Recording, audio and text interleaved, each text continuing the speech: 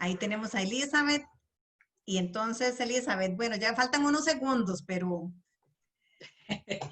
si quiere, entonces empezamos ya, porque esto nos apasiona, ¿verdad? Así aprovechamos el tiempo. ¿Cómo estás, Katia? Qué gusto. Muy bien, gracias. Y aquí emocionada, contentísima con estos aportes tan enriquecedores que tenemos y esperando el suyo. Ha sido muy, muy rico escuchar a las compañeras. Qué linda iniciativa y qué bella jornada. Y hay mucho de qué hablar. Así que muchas gracias por la invitación. Excelente. Entonces me escondo y usted queda en los micrófonos. Empiezo entonces. Sí, 11:59 tengo yo. Bueno. Bueno, tal vez me presento. Yo soy Elizabeth Cook y me da mucho gusto compartir con todas las personas que acompañan esta jornada. Yo estoy en Costa Rica, soy biblista, así que me alegró mucho poder compartir un poco sobre el Evangelio de María Magdalena. En particular, quisiera enfocarnos en el hecho de que existe, el hecho de que tenemos este texto. Es decir, voy a compartir un poco acerca de lo que encontramos en este evangelio, pero creo que el mero hecho de que tengamos un evangelio con el nombre de una mujer, que este es el único que hasta ahora se conoce, y que sea María Magdalena es muy importante. Entonces, tal vez empezamos pensando que, bueno, para muchas personas escuchar las palabras Evangelio de María Magdalena es extraño o chocante, ¿verdad? Uno diría, bueno, ¿cómo es? En primer lugar, hay varios evangelios. ¿De dónde salieron, verdad? Conocemos 4 y que están en el Nuevo Testamento y son evangelios que tienen nombres de hombres, ¿verdad? Pero sabemos que circulaban porque se han encontrado, como ya las compañeras han mencionado, docenas de evangelios, testimonios sobre la vida, enseñanza y acciones de Jesús, quizá más, centenares, no sabemos, y se han ido encontrando en diferentes momentos. El Evangelio de María es uno, entre un grupo de textos gnósticos que se encontraron en el 45, creo. Ahora, sorprende también que uno de esos evangelios lleve el nombre de una mujer, ¿verdad?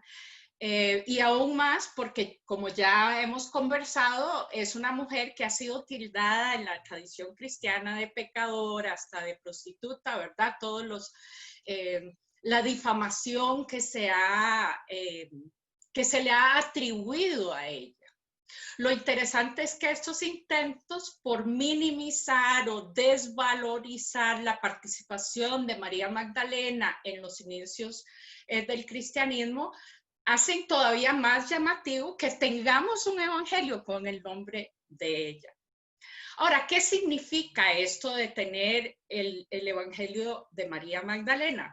No significa que ella necesariamente, ¿verdad? O que ella lo escribió con su puño y letra. Tal vez más importante aún es que la presencia de este evangelio nos dice que había un grupo que se identificaba con ella. Como ya hemos escuchado, ¿verdad? De Agustina de Marilú, esto nos dice que había un movimiento dentro de los cristianismos originarios, había un movimiento que se identifica con María Magdalena y que reivindica su rol y su presencia como discípula de Jesús, ¿verdad?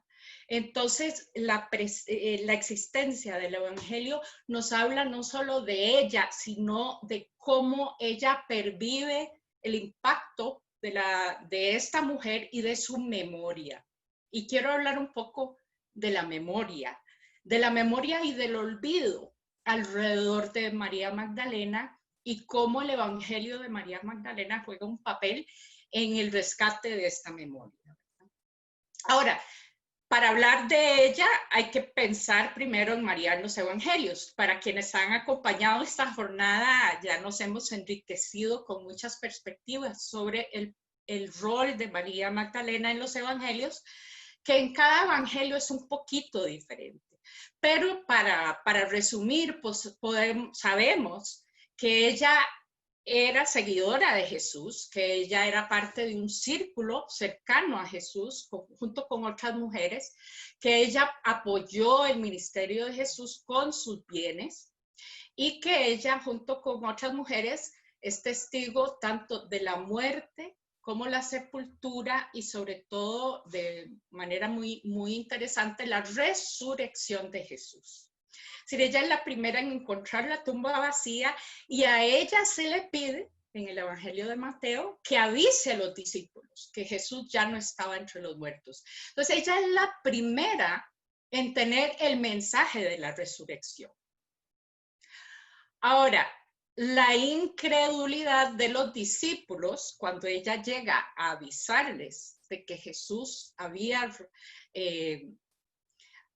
resucitado de los muertos, es solo un indicio, un primer indicio del olvido de esta mujer seguidora de Jesús en lo que sigue del Nuevo Testamento, en las otras historias, los otros relatos que tenemos sobre los orígenes del cristianismo. El libro de Hechos no la menciona, en las cartas paulinas ella no aparece. El libro de Hechos encontramos a Pedro, con quien en los evangelios gnósticos vemos esta pugna con María, entre María y Pedro, que ya se ha mencionado, y Pablo asume el protagonismo en el surgimiento de la iglesia. E inclusive, como mencionó Agustina, en 1 Corintios, cuando Pablo relata la resurrección de Jesús y los primeros testigos, no menciona a María, y ella fue la primera testigo inmediato de la resurrección, ¿verdad? Solo menciona a Pedro y a los 12 como los inmediatos. Ahora, sabemos que una de las herramientas utilizadas para silenciar nuestras voces, para silenciar la voz de las mujeres a lo largo de la historia, de sus saberes, su protagonismo, su legado, ha sido el control de la memoria, el control de sus historias, o la apropiación y tergiversación de esas historias, de esta presencia, de este protagonismo. Y esto pasa, por un lado, por los textos que registran la voz oficial, los textos que se transmiten, y esta es una tarea muy importante en el mundo antiguo, es tener el poder económico, el poder social, para reproducir y transmitir textos, ¿verdad? Entonces, estos textos que registran la voz oficial, que se reproducen, que se transmiten, que se enseñan y que se autorizan, son una forma de controlar la memoria, ¿verdad? A través de estos mecanismos es posible controlar, o se intenta controlar, la imagen de las mujeres, ubicándolas en un lugar seguro y manejable, ¿verdad? Lo que nos sugiere que en realidad la participación de las mujeres en los orígenes del cristianismo, y particularmente la podemos ver en la figura de María Magdalena, era importante. De hecho, quizá amenazante para otros grupos, ¿verdad? Que se identifican con los discípulos. El Evangelio de María, junto con otros evangelios gnósticos, resaltan su protagonismo, pero han sido marginados del canon, han sido marginados de la tradición de nuestras iglesias. Son los evangelios apócrifos, los secretos, los ocultos. Una revisión en internet nos refleja claramente, ¿verdad?, cómo son vistos estos evangelios. De manera muy particular, creo que habría que reconocer que María Magdalena ha sido olvidada por las iglesias evangélicas y protestantes, ¿verdad? Ha sido marginada dentro de la historia del cristianismo, la historia de Jesús, los evangelios, y también en la tradición de la iglesia. Ella ha sido relegada al olvido o apropiada que es otra forma de dominar esa memoria y ese legado. Pero bueno, la memoria de María no desaparece, no desaparece. La volvemos a encontrar en estos evangelios rechazados por los padres de la iglesia, ¿verdad? En varios de ellos, María resalta como interlocutora privilegiada de Jesús, discípula, amada de Jesús, compañera de camino. Podemos, y quiero compartir algunos de estos textos brevemente porque me parece que son muy interesantes y nos iluminan un poco los debates que se están dando. Podemos ver en ellos que la memoria de María desafía la ortodoxia de la iglesia, desafía la iglesia oficial, institucionalizada, en particular en las disputas que vemos entre ella y Pedro, ¿verdad? Pedro tiene muchos problemas con María Magdalena en estos textos. En uno de ellos, Pisti Sofía, Pedro le reclama a Jesús, dice, Señor, no podemos aguantar a esta mujer que nos quita la oportunidad de hablar. Vean qué interesante, no la podemos aguantar porque no nos permite hablar. No, y sigue Pedro diciendo, y no permite que nadie hable porque ella lo hace muchas veces. Ahora, si pensamos se me ocurre ahora, ¿verdad? Los esfuerzos por callar a las mujeres en las iglesias, ¿verdad? En Corintios, quizá porque las mujeres sabían mucho, hablaban, y eso es una amenaza, ¿verdad? A quienes están acostumbrados a tener la palabra y el conocimiento, y a que su conocimiento sea el oficial. En este mismo libro, sin embargo, María responde y critica a Pedro por ser discriminatorio hacia ella, por discriminarla por ser mujer. Es muy interesante. Pero Jesús resuelve la disputa afirmando el derecho de María a participar en este diálogo. Es interesante entonces considerar esta disputa no solo como una reflexión de estos debates al interior de los cristianismos originarios, sino también desde una perspectiva de género como un asunto de masculinidades, ¿verdad? Jesús ha replanteado, vemos en los evangelios, lo que significa ser hombre en el contexto del siglo I, el contexto de esta masculinidad grecorromana, ¿verdad? Del poder, del paterfamilias, de la autoridad sobre mujeres, niños, niñas, esclavos, que Jesús le da vuelta, ¿verdad? El mayor es el que sirve a los demás. Pero los discípulos de Jesús tienen, no, les cuesta este modelo de masculinidad. Ellos, vemos en los evangelios que se disputan entre ellos el primer lugar, más cercano a Jesús. No se han despojado de esta masculinidad jerárquica. Y ahora se encuentran con una mujer que resulta ser la más cercana, la más preciada por Jesús y que tiene conocimientos recibidos de Jesús que ellos no tienen. Y aquí es quizá, bueno, cuando hablamos de los evangelios gnósticos, el conocimiento es una de las claves. ¿Quién tiene el conocimiento que nos va a salvar, ¿verdad? Que nos va a permitir entrar a una dimensión distinta de la existencia?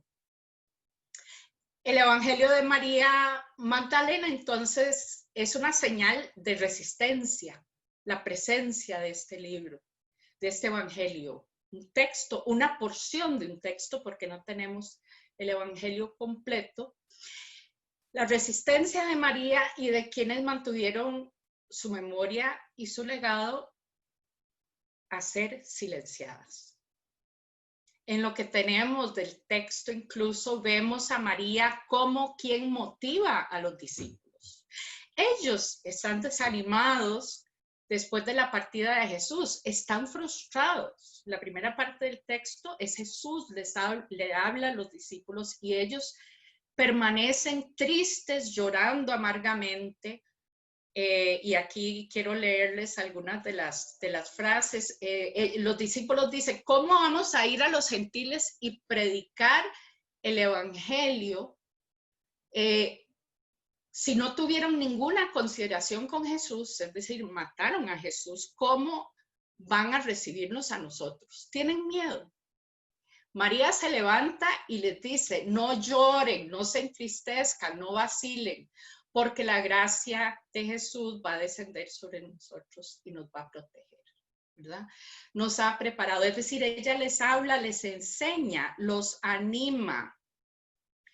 María, y el narrador nos dice, María convirtió sus corazones, los corazones de los discípulos al bien, y ellos comenzaron a comentar las palabras del Salvador. Es decir, según el Evangelio de María nos relata que María es la que inicia el proceso de evangelización después de la resurrección de Jesús. Ella interviene para que los discípulos se animen y asuman su responsabilidad. Es decir, es la evangelizadora de los evangelizadores.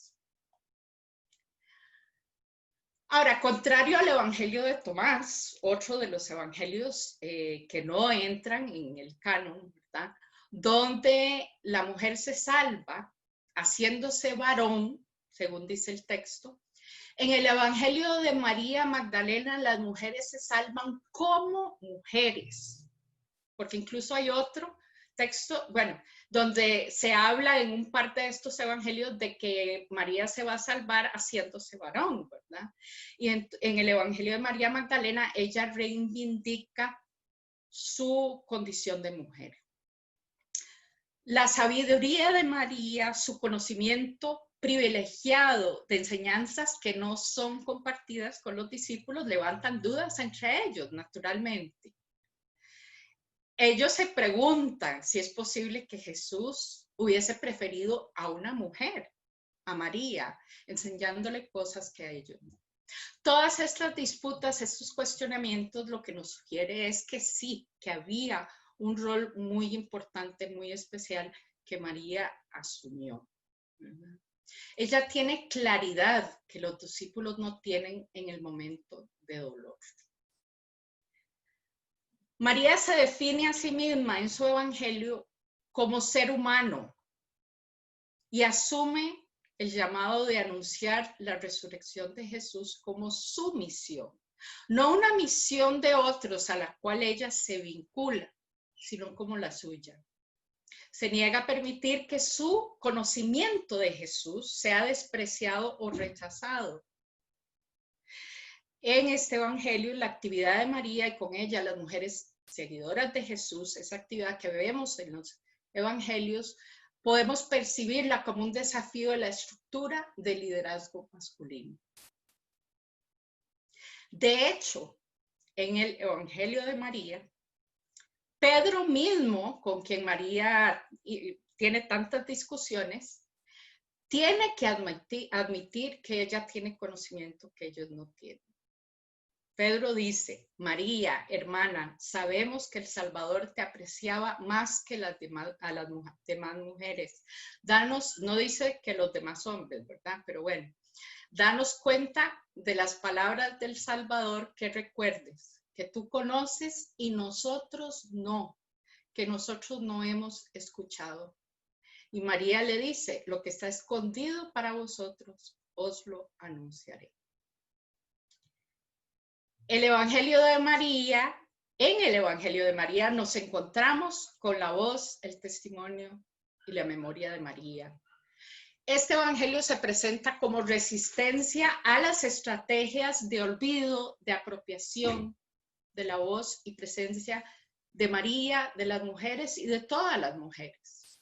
Encontramos una mujer que ejerce autoridad, que sabe actuar en momentos de crisis, que reivindica y asume su propio saber, su propia experiencia y se enfrenta a las voces que buscan silenciarla.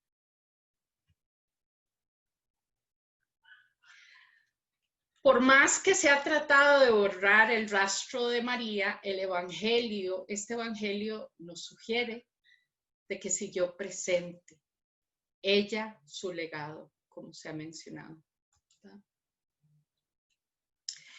Ella no la encontramos como un complemento al ministerio de un esposo o de un discípulo oficial, sino como parte de un movimiento contestatario.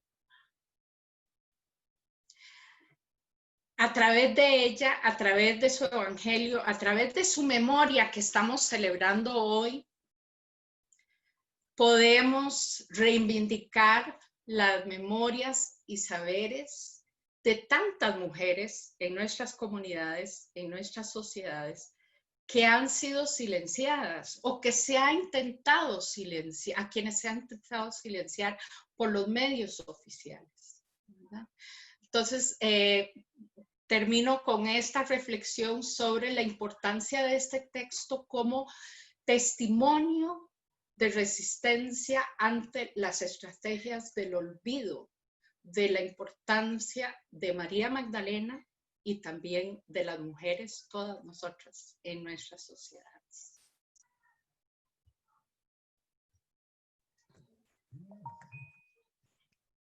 Elizabeth, muchísimas gracias.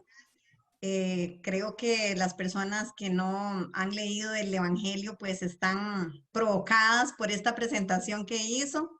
Liz ha puesto un enlace, no sabemos cuál es como una versión más amigable, pero bueno, por lo menos ahí Liz puso un enlace para que la gente lo descargue y de repente nos puedes indicar también, Elizabeth, alguna versión que consideres más apropiada, pero la invitación sería esa, que esta presentación que has hecho nos motive, ¿verdad?, a retomar también estos textos que son parte de la tradición cristiana, no quedarnos únicamente con las versiones de los evangelios canónicos, sino que toda esta literatura, ¿verdad?, también es testimonio de experiencias que forman parte de la diversidad del cristianismo, que es necesario